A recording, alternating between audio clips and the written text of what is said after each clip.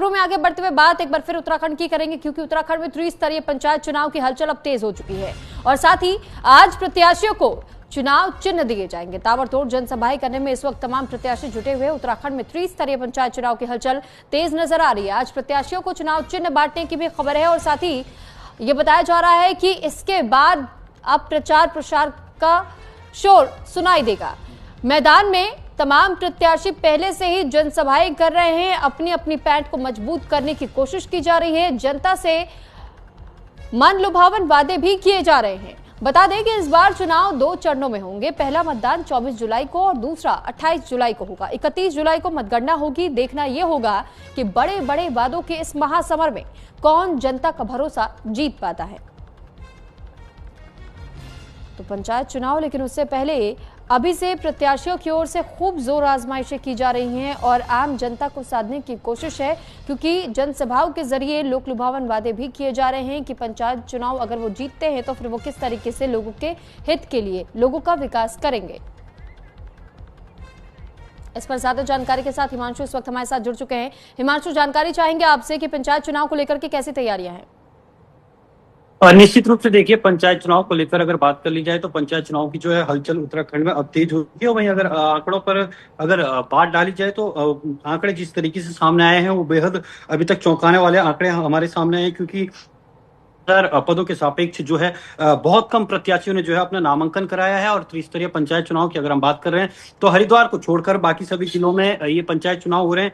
वहीं अगर 12 जिलों में अगर बात कर ली जाए तो 66,418 पदों पर ये चुनाव होने, जिसके लिए 63,569 प्रत्याशियों ने अपना जो है नामांकन दाखिल किया था। और नामांकन पत्रों की जांच के बाद जो है 3,382 जो नामांकन पत्र हैं उन्हें निरस्त कर दिया, जिसके बाद जो चुनावी मैदान में है 60,187 प्रत्याशी बचे। और इस बीच जब नाम वापसी हुई तो 5,019 प्रत्याशियों ने अपना नाम भी वापस ले लिया, जिसके बाद चुनावी मैदान में कुल 55,168 जो है प्रत्याशी बचे हुए हैं। इन सभी प्रत्याशियों पर अगर नजर डाली जाए तो 22,429 से ज्यादा ऐसे प्रत्याशी जो क्षेत्र पंचायत ग्राम प्रधान या जिला पंचायत सदस्य के पद पर निर्विरोध चुने गए हैं, और जिसके चलते अब चुनावी मैदान में तकरीबन 32,580 जो प्रत्याशी हैं वो अपना पुरजोर समर्थन कर रहे हैं। हालांकि अगर त्रिस्तरीय पंचायत चुनाव की बात करें तो त्रिस्तरीय पंचायत चुनाव को लेकर उत्तराखंड में बहुत ही दांव-पेच खेले गए, चाहे हाईकोर्ट की तरफ से बात कर ली जाए, सरकार की तरफ से बात कर ली जाए या विपक्ष की तरफ से बात कर ली जाए।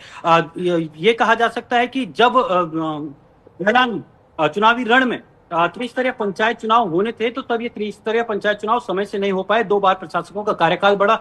सबसे पहले जो त्रिस्तरीय पंचायत चुनाव के तहत जो भी चुनाव होने थे वो दिसंबर में हो जाने चाहिए थे, लेकिन दिसंबर में जो ग्राम प्रधान, जिला पंचायत या जिला पंचायत अध्यक्ष, इनका जो कार्यकाल था वो समाप्त हो गया था। दिसंबर के बाद 6 महीने का इनका जो है प्रशासक के तौर पर इनको बैठा दिया गया और मई में इनको एक बार फिर से जो है दोबारा प्रशासक बनाया गया। फिर जून महीने में तीसरी बार जो है इनको प्रशासक के पद पर बैठाया गया। तो ये पूरा दांव पेच, चाहे राज्य हाईकोर्ट में याचिकाएं लगती गई, कई याचिकाएं निरस्त भी हुई। कई याचिकाओं में देखा गया कि हाईकोर्ट जो है राज्य निर्वाचन आयोग के खिलाफ भी रहा है, यानी कि उसके खिलाफ फैसले भी दिए हैं, चाहे जो भी राज्य निर्वाचन आयोग ने फैसले दिए हैं। तो कुल मिलाकर ये कहा जा सकता है कि इस बार का उत्तराखंड में त्रिस्तरीय जो पंचायत चुनाव हो रहा है वो बहुत टेक्निकल दांव पेच के बीच होने जा रहा है, क्योंकि जमीनी मुद्दे क्या कुछ रहेंगे हिमांशु?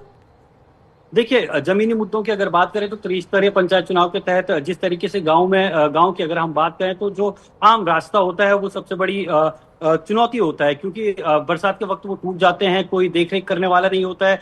दूसरी तरफ जो जमीनें होती हैं उनकी चकबंदी करने का तरीका होता है, क्योंकि लोगों में गांव में जो लोग हैं उनकी अलग अलग जगह जमीन होती है, लेकिन सरकार के हिसाब से चकबंदी एक जगह पर होनी चाहिए। तो ऐसे में कई ऐसे मुद्दे हैं जो सुलझाने बहुत ही मुश्किल हैं। इसके साथ ही साथ क्योंकि गांव में जो है रात के समय में अंधेरा आमतौर पर हो जाता है, तो ऐसे में जगह जगह पूरे गांव में जो है रोशनी की व्यवस्था करना, चाहे वो विद्युत विभाग के माध्यम से हो, तो कई ऐसी परेशानियां हैं जिनमें गांव के जरिए प्रधान तक और प्रधान के जरिए क्षेत्र पंचायत जो एक कड़ी जुड़ती है और लास्ट में जो है सरकार तक ये बातें पहुंचती है। तो ऐसे कई अनेक मुद्दे हैं जी। ठीक है हिमांशु, चलिए बहुत धन्यवाद आपका तमाम जानकारी हम तक पहुंचाने के लिए। तो देखिए, पंचायत चुनाव को लेकर के तैयारी तो पूरी कर ली गई है, लेकिन अब इंतजार 31 जुलाई का जब मतगणना होगी और उससे पहले जो खास तौर पर पंचायत में उठाए जाने वाले मुद्दे हैं और जिन प्रत्याशियों को ये मौका मिल रहा है इस वक्त जनसभाएं करने का, लोगों से लोक लुभावन वादे करने का, इन वादों को कितना पूरा किया जाता है